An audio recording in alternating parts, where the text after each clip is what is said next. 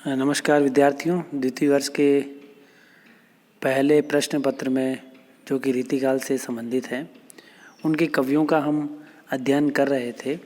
इसमें इसी क्रम में हमने पद्माकर का जीवन परिचय और उनके ग्रंथों के बारे में जानकारी इससे पहले ली थी। उनका एक प्रसिद्ध ग्रंथ गंगा लहरी जो है वो उन्होंने लिखा था और उसमें गंगा की महिमा का वर्णन बड़ी बखूबी तरीके से उन्होंने किया है। प्रस्तुत जो कवित्त छंद हैं हमारे सामने मौजूद हैं स्क्रीन पर। इसका हम आज पाठ करेंगे और इसकी व्याख्या समझने का प्रयास करेंगे। तो यहाँ पर गंगा महिमा, इसका हम पहले वाचन कर लेते हैं कि कूरम पे कोल कोलहूँ पे से कुंडली है, कुंडली पे फबी फेल सुफन हजार की। कूरम पे कोलहूँ पे से कुंडली है, कुंडली पे फबी फेल सुफन हजार की। कहे पद्मा कर त्यों फन पे फबी है भूमि, भूमि पे फबी है थी रजत पहाड़ की। रजत पहाड़ पर शंभु सुर नायक है, शंभु पर ज्योति जटा जूट है अपार की। रजत पहाड़ पर शंभु सुर नायक हैं, शंभु पर ज्योति जटा जूट है अपार की। शंभु जटा जूटन पे चंद की छुटी है छटा, चंद की छटानन पे छटा है गंगधार की। कि शंभु जटा जूटन पे चंद की छुटी है छटा, चंद की छटान पे छटा है गंगधार की। तो यहाँ पर इस पद्यांश में जो है कवि विभिन्न अवतार और जो पौराणिक कथाएं हैं उनके माध्यम से भगवान शिव की जटाओं की बात करते हैं पद्माकर कवि। और उन जटाओं से जो पवित्र गंगा निकलती है, उन गंगा की कैसा सौंदर्य है वो उनका भी वर्णन अंत में जाकर के करते हैं। तो कवि लिखते हैं कि कूरम पे कोल कोलहूँ पे शेष कुंडली है। यहाँ पर कूरम का मतलब कछुआ, कच्छप। तो भगवान विष्णु का एक अवतार हुआ था शुरू में, कच्छप अवतार।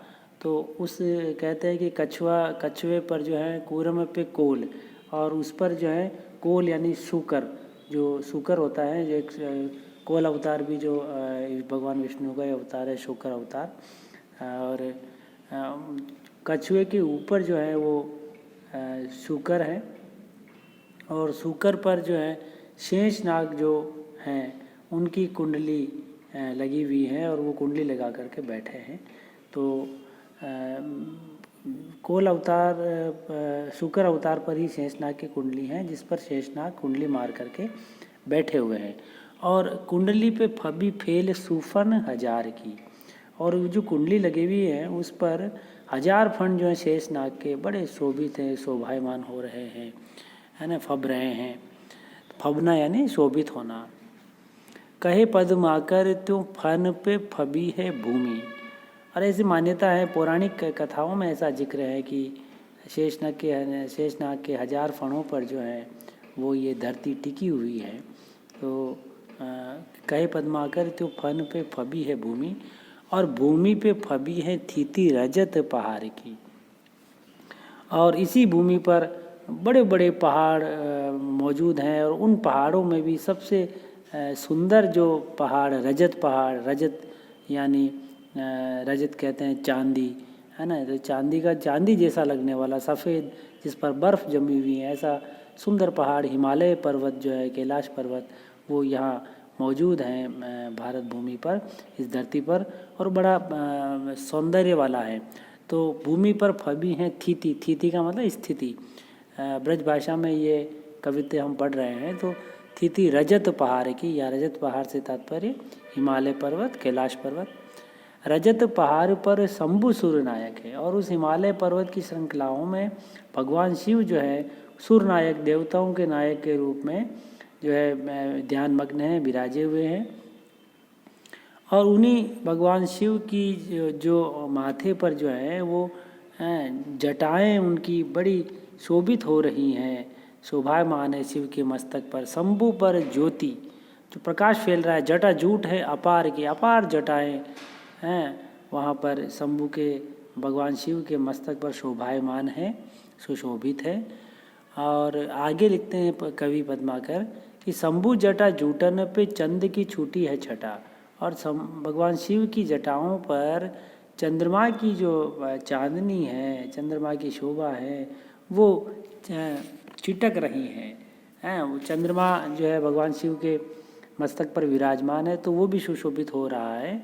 और उस चंद्रमा की चांदनी का जो प्रकाश है, उस प्रकाश की किरणें जो गंगा जो भगवान शिव ने धारण कर रखी है अपनी जटाओं में, उस पर फैल रही है, उस पर पड़ रही है, तो बड़ी सुशोभित हो रही है। चंद की छटान पे छटा है गंगाधार की। तो चंद्रमा की जो छिटकती हुई छटाएं हैं, उन पर पवित्र गंगा की धारा जो है वो सुशोभित हो रही है, मंडित हो रही है। तो यहाँ पर गंगा के उद्गम और उसकी पवित्रता, महानता और उसके सौंदर्य को यहाँ पर कवि पद्माकर इस कवित्व के माध्यम से अभिव्यक्त करते हैं। और भक्ति भावना जो है पद्माकर की इस कवित्व में व्यक्त होती है। गंगा के प्रति अपार उनकी श्रद्धा उमड़ रही है। और तत्सम युक्त शब्दावली भी है, ब्रज भाषा का बड़ा सुंदर यहाँ पर प्रयोग किया हुआ है। और मनहरण कवित्व हमें ये देखने को मिलता है। इस प्रकार आपने ये कवित्व पद्माकर का सुना समझा, इसके लिए धन्यवाद।